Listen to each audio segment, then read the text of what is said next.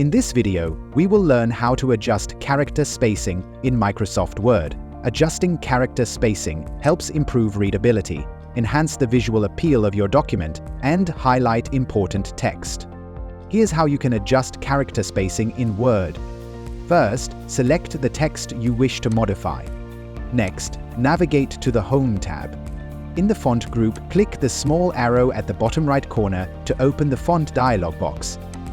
Then, select the Advanced tab. Under the character spacing section, you have three main options: scale, spacing, kerning. Adjust the horizontal width of your text. Select a percentage above 100% to expand or below 100% to compress your text horizontally.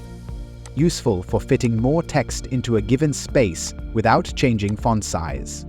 Choose Expanded or Condensed from the drop-down menu. Enter or select a value to uniformly increase or decrease spacing between characters. Adjust spacing between specific pairs of letters for improved visual appearance. Tick the Kerning for Fonts box and enter a point size to apply kerning effectively. This is particularly useful for specific letter combinations like AV or WA. You can preview these adjustments in the Preview section before applying.